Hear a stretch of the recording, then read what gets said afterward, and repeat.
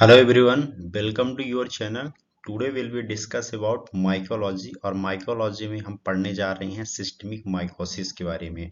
Previous lecture में हमने बहुत सारे टॉपिक को फिनिश किया है और यहाँ पर हम कंटिन्यू सिस्टमिक माइकोसिस को कर रहे हैं। तो सिस्टमिक माइकोसिस में हमने दो माइकोसिस को एक्सप्लेन कर चुके हैं और डिटेल्स में पढ़ चुके हैं। फर्स्ट पढ़े हैं यहाँ पर हम हिस्टोप्लाज्मोसिस और सेकंड पढ़े हैं ब्लास्टोमाइकोसिस। ठीक है, ये दो हम यहाँ पर इसको जान चुके पढ़ चुके हैं। ये लेक्चर ऑलरेडी यूट्यूब में अवेलेबल है, तो आप यहाँ पर जा करके अपना कंटिन्यू लेक्चर को देख सकती हैं। इसके बाद आप इस लेक्चर को भी आप कंटिन्यू देख सकती हैं। चलिए, तो यहाँ पर हम स्टार्ट करते हैं कि क्लासिफिकेशन कैसे है, थोड़ी सी इसको रिवीजन करते हैं, देन इसके बाद आगे आएंगे ताकि आपको समझ में आ जाए कि एक्चुअल में हम पढ़ने क्या जा रहे हैं। ठीक है, तो क्लासिफिकेशन में हमने ये देखा था कि superficial mycosis, cutaneous mycosis, subcutaneous mycosis और सिस्टमिक माइकोसिस। ठीक है, तो ये तीन टॉपिक को हम प्रीवियस लेक्चर में फिनिश कर चुके हैं। सिस्टमिक माइकोसिस कंटिन्यू यहाँ पर चल रहा है। ठीक है, तो इसको फिनिश करेंगे। तो इसमें हमने दो माइकोसिस को फिनिश कर चुका, जो अभी हमने बताया कि हिस्टोप्लाज्मोसिस और सेकंड ब्लास्टोमाइकोसिस। आज जो पढ़ने जा रही हैं उसका नाम है पैराकोक्सीडियोआइडोमाइकोसिस। ठीक है ना, इस माइकोसिस को आज फिनिश करेंगे। रिमेनिंग यहाँ पर दो और माइकोसिस सिस्टमिक का बचेगा, उसको कंप्लीट करेंगे। देन फर्दर हम अपॉर्चुनिटिक माइकोसिस को फिनिश करेंगे। क्लियर, तो आप कंटिन्यू बने रहिए और कंटिन्यू अपने लेक्चर को देखते रहिए। चलिए स्टार्ट करते हैं। पैराकोक्सीडियोआइडोमाइकोसिस में आने से पहले यहाँ पर थोड़ी सी हम इसकी आउटलाइन देखेंगे कि की पॉइंट्स क्या क्या हैं, क्या क्या इसमें पढ़ना है। सबसे पहले हम इसका इंट्रोडक्शन देखेंगे, second source of infection, third है मार्फोलॉजी। ठीक है, मार्फोलॉजी किसकी पढ़ेंगे, पैराकोक्सीडियोआइडोमाइकोसिस। ठीक है, और pathogenesis, clinical features, laboratory diagnosis, then last में इसका हम ट्रीटमेंट भी देख लेंगे। क्लियर, तो चलिए स्टार्ट करते हैं। यहाँ पर जो इंट्रोडक्शन है, तो इंट्रोडक्शन में सबसे पहले ये जानेंगे कि जो पैराकोक्सीडियोआइडोमाइकोसिस है इसका कॉजेटिव एजेंट क्या है। ठीक है, क्योंकि यहाँ पर जो हम बार बार नाम ले रहे हैं पैराकोक्सीडियोआइडोमाइकोसिस, तो वो हम उसके डिजीज का नाम ले रहे हैं। जो कॉजेटिव एजेंट जिस फंगस के द्वारा हो रहा है उसका नाम होता है पैराकोक्सीडियोआइडिस ब्रेजिलेंसिस। ठीक है, इस शब्द को याद रखिएगा। पूछ देता है कि पैराकोक्सीडियोआइडोमाइकोसिस किस कॉजेटिव एजेंट के द्वारा होता है, तो याद रखिएगा पैराकोक्सीडियोआइडियस आइडियोआइडिस ब्रेजिलेंसिस है। ठीक है ना, जो कि ये डायमार्फिक फंगस होता है। डायमार्फिक फंगस का मतलब क्या है, प्रीवियस लेक्चर में हमने बताया था कि डायमार्फिक मीन्स ये होता है डबल मार्फोलॉजी, मतलब कि ये टिश्यू लेवल पर अलग तरीके से अपनी मार्फोलॉजी को शो करता है, कल्चर में कुछ अलग तरीके से अपनी मार्फोलॉजी को शो करता है। ठीक है, इसलिए इसको यहाँ पर डायमार्फिक फंगस बोला गया है। क्लियर, इतना आपको समझ में आ गया। आगे समझिए कि it is the chronic granulomatous disease. Chronic granulomatous disease का मतलब क्या है यहाँ पर, कि ये एक लंबे समय तक आपके बॉडी में परसिस्ट करेगा और देन इसके बाद में इन्फेक्शन कॉज कर देता है, उसको बोला जाता है क्रोनिक। ग्रेनुलोमेटस का मतलब क्या है यहाँ पर, ग्रेनुलोमेटस का मतलब कि ये जगह जगह आपके बॉडी में हर जगह जहां पर इन्फेक्शन करेगा वहां पर नोडुल्स का फॉर्मेशन कर देता है, मतलब एक तरह का है नोड्स का है फॉर्मेशन कर देता है, उसी को बोला जाता है ग्रेनुलोमेटस। और ये स्पेशली कहाँ इन्वॉल्व हो रहा है, आपके लंग्स में, म्यूकोसा एरिया में, स्किन एंड लिम्फेटिक सिस्टम, मतलब कि पूरे होल बॉडी में जो लिम्फेटिक टिश्यू प्रेजेंट है, लिम्फेटिक ग्लैंड्स प्रेजेंट है, वहां पर ये इन्वॉल्व होकर के ग्रेनुलोमेटस डिजीज कोज करता है। ठीक है, और disease is the spread to the South America. ये इसकी डिजीज सबसे ज्यादा कहाँ स्प्रेड देखने को मिल रही है, south America.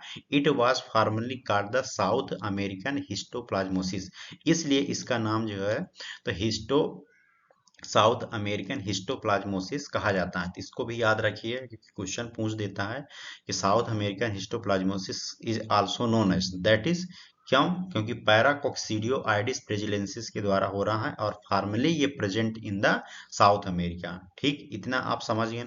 Source of infection की बात करेंगे। सोर्स ऑफ इन्फेक्शन का मतलब क्या है कि आपके बॉडी में किस तरीके से इसका इन्फेक्शन एंट्री कर रहा है, ठीक है, किस तरीके से आपके बॉडी में जा रहा है। तो समझिए कि इनहेलेशन के थ्रू, मतलब कि ये एक तरह का है डिकेइंग मटेरियल के रूप में सॉइल में प्रेजेंट होता है इसका स्पोर्स। तो इसका स्पोर्स आपके नेजल कैविटी से होते हुए इनहेल होगा और इनहेल होकर के आपके बॉडी में इन्फेक्शन कोज करेगा। इसको याद रखिएगा, why inhalation of the spores from the environmental sources. जो इन्वायरमेंटल सोर्सेज स्पेशली यहाँ पर सॉयल या कि डिकेइंग मटेरियल जो होती है उसकी बात कर रहा, ठीक है। तो वहां पर इसका स्पोर्स प्रेजेंट होगा और वहां पर अगर आप कांटेक्ट में आएंगे उस एरिया के, ठीक है, तो उससे आपके इनहेलेशन के थ्रू बॉडी में स्प्रेड हो जाएगा। तो ये इस तरीके से ये इन्फेक्शन को आपके बॉडी में फैला रहा। क्लियर? इतना आप इसके बारे में समझ गए। आगे समझिए इसकी मार्फोलॉजी, कैसे ये शो कर रहा है। एक्चुअल में अभी हमने आपको एक्सप्लेन किया कि ये फंगस कैसे होता है, डायमॉर्फिक फंगस है। डायमॉर्फिक फंगस क्यों बताया गया है, क्योंकि दो तरीके से मार्फोलॉजी शो करता है। एक तो ये ईस्ट फॉर्म में कर रहा है और सेकंड ये माइसीलियल फेज या माइसीलियल फॉर्म में कर रहा है।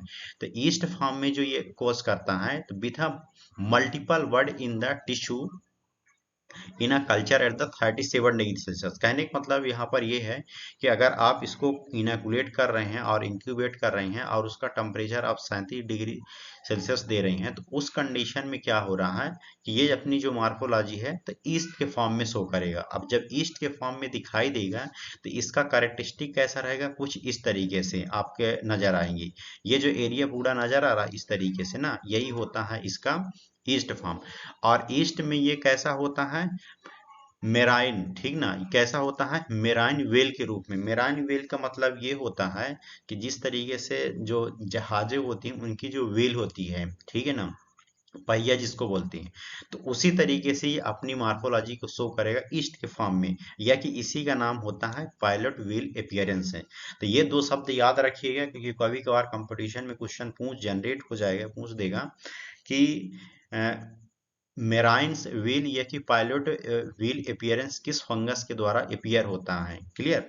और सेकंड यहाँ पर है माइसीलियल फेज। माइसीलियल फेज में 25 डिग्री का टेम्परेचर दिया जाता है। तो कुछ इस तरीके से सेप्टेट हाइपी के रूप में ये नजर आएंगी, और सेप्टेट हाइपी के रूप में और साथ में इसमें मल्टीपल बर्ड्स भी साइड साइड में आपको नजर आएंगे, ठीक है। तो इतना आप इनके बारे में समझ गए कि किस तरीके से ये मार्फोलॉजी शो कर रहा है। क्लियर? अब हम इसमें समझ लेते हैं इसकी पैथोजेनेसिस और क्लिनिकल फीचर्स के बारे में। क्लियर? अभी हमने क्या एक्सप्लेन किया आपको कि सोर्स ऑफ इन्फेक्शन के रूप में किस तरीके से ये बॉडी में एंट्री मार रहा है, that is inhalation of the present in the environment of the source in the spores है। स्पोर्स में जो प्रेजेंट है, एनवायरनमेंट में जो स्पोर्स प्रेजेंट है पैराकोक्सीडियोआइडिस माइकोसिस का, तो वहां पर जैसे आप उसके कांटेक्ट में आएंगे तो ये प्राइमरी इन्फेक्शन आपके रिस्पायरेटरी रूट से होते हुए कहां पर पहुंचेगा, लंग्स में पहुंचेगा। और लंग्स में ये प्राइमरी इन्फेक्शन करता है, जिसको हम प्राइमरी पल्मोनरी इन्फेक्शन ही कहते हैं। धीरे धीरे ये फिर क्या होगा कि आपके बॉडी में हिमेटोजिनस के रूप में स्प्रेड हो जाएगा। हिमेटोजिनस का रूट का मतलब क्या है, दैट इज ब्लड स्ट्रीम, ठीक ना। ब्लड स्ट्रीम में जाएगा और ब्लड स्ट्रीम में जैसे ही एंट्री करेगा फिर देन इसके बाद पूरे होल बॉडी में सर्कुलेट हो जाएगा। और स्पेशली ये कहाँ कहाँ इन्फेक्शन कोज करेगा, जैसे कि mucous membrane of the mouth, nose, lymph है, ठीक ना, यहाँ यहाँ इन्फेक्शन करेगा। और जो एडजेसेंट स्किन होती है, एडजेसेंट स्किन का मतलब कि जो स्किन से अटैच टिश्यू होती हैं वहां पर इन्फेक्शन करेगा, और प्रोड्यूसिंग द क्रोनिक ग्लोमेटस रिएक्शन, ठीक है। तो आप कुछ इस तरीके से आप देख सकते हैं कि माउथ में आपको इस तरीके से ये नजर आएगा, ठीक ना, टंग में कुछ इस तरीके से नजर आएगा, और आपके फेस स्किन में इस तरीके से नजर आएगा, ठीक है। म्यूकस एरिया में इस तरीके से नजर आएगा, और लिप एरिया में इस तरीके से नजर आएगा। क्लियर? तो ये काफी खतरनाक होता है, काफी डेंजरस टाइप का दिखता है ये, इसका जब इन्फेक्शन हो जाता है। और ये इतना आसानी से इन्फेक्शन होता नहीं है, जब भी होता है तो क्रोनिक तरीके से ही होता है। क्लियर? तो आप ये शब्द को जरूर याद रखिएगा कि क्वेश्चन यहाँ से जनरेट होते हैं। अल्सरेटिव ग्रेनुलोमाइटस का यहाँ पर एक और पॉइंट जिक्र किया गया है कि ये अल्सरेटिव इन्फेक्शन तो कर रहा, साथ में buccal, nasal mucosa and prominent features के रूप में इन्फेक्शन दिखाता है। प्रोमिनेंट का मतलब क्या है यहाँ पर कि जो बकल एरिया होता है और नेजल म्यूकोसा होता है वहां पर सबसे ज्यादा इसका इन्फेक्शन देखने को मिलता है, इसलिए यहाँ पर इसको प्रोमिनेंट फीचर्स के रूप में भी बताया गया। होप सो आपको पैथोजेनेसिस और क्लिनिकल फीचर से समझ में आ गया होगा। अब यहाँ पर इन्फेक्शन तो हो गया, ठीक है। अब इसकी आपको लेबोरेटरी डायग्नोसिस करना है। तो लेबोरेटरी डायग्नोसिस आप परफॉर्म करेंगे तो आपको जरूरत पड़ेगी स्पेसिमेन की, ठीक है। तो स्पेसिमेन आपको पस ले सकते हैं, जहां पर पस का फॉर्मेशन हुआ, रिस्पायरेटरी रूट में इन्फेक्शन किया गया है तो आप स्पूटम ले सकती हैं, ठीक है। ग्रेनुलोमेटस लेजेंस का फॉर्मेशन किया है तो उस कंडीशन में आप बायोप्सी ले सकती हैं टिश्यू प्रोसेसिंग करने के लिए। अब आपके पास स्पेसिमेन आ गया। अब डायरेक्ट आप क्या करेंगे, इसकी डायरेक्ट माइक्रोस्कोपी करेंगे, ठीक है। जब माइक्रोस्कोपी करेंगे तो यहाँ पर आपको केएच माउंट टेक्निक अप्लाई करनी पड़ेगी, क्लियर। जब आप केएच माउंट टेक्निक अप्लाई करेंगे तो इसमें आपको न्यूमरस ईस्ट सेल्स या कि मल्टीपल बर्ड्स दिखाई देंगे। कुछ इस तरीके से आप देख सकती हैं। ये बीच वाला एरिया इसका व्हीकल है और ये जो साइड साइड में इस तरीके से आपको नजर आ रहा है, यही इसी को बोला जाता है मल्टीपल बर्ड्स हैं, ठीक है ना, जो ये फॉर्मेशन किया है।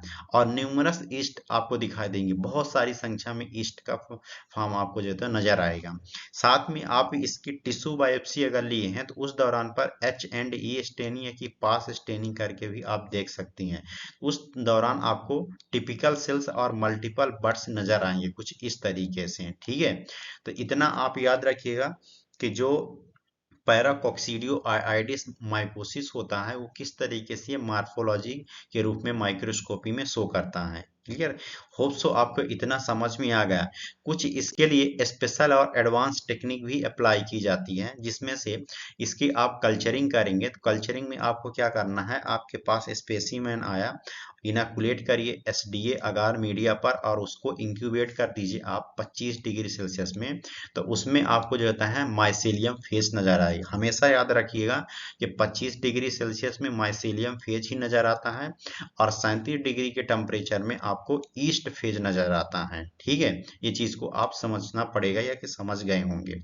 obtaining the inoculating specimen in the enriched media such as BHI, जिसको हम बोलते हैं ब्रेन हार्ट इन्फ्यूजन अगर, इसमें आप 37 डिग्री का टेम्परेचर दे करके इंक्यूबेट कर देंगे तो आपको ईस्ट फेज नजर आएगा, क्लियर। इसके लिए आप एंटीबॉडी भी डिटेक्ट कर सकते हैं, जिसमें से एलाइजा टेक्निक यूज करके, ठीक ना। एलाइजा टेक्निक यूज करेंगे तो आपको एंटीबॉडी भी डिटेक्ट हो जाएगा, एडवांस है।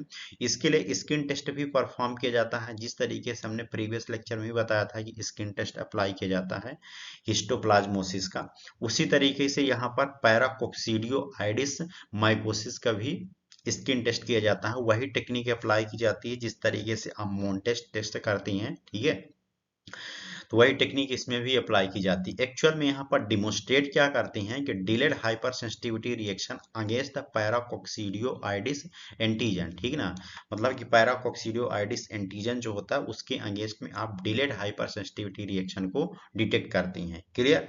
तो होप सो आपको आज का लेक्चर समझ में आ गया होगा। अगर आपको लेक्चर समझ में आ गया तो आप क्लियर देखिए, वीडियो को स्किप मत किया करिए। जब ध्यान से आप देखेंगे तो आपको हर चीज धीरे धीरे समझ में आने लगेगी, क्लियर। हम जितना हो सकता है उतना हम एक्सप्लेन करने की कोशिश करेंगे, अपना फीडबैक देंगे तो हम और डीप में जा करके एक्सप्लेन कर सकती हैं, क्लियर। ओके, तो थैंक यू सो मच। मिलते हैं न्यू लेक्चर के साथ में आपके पास है।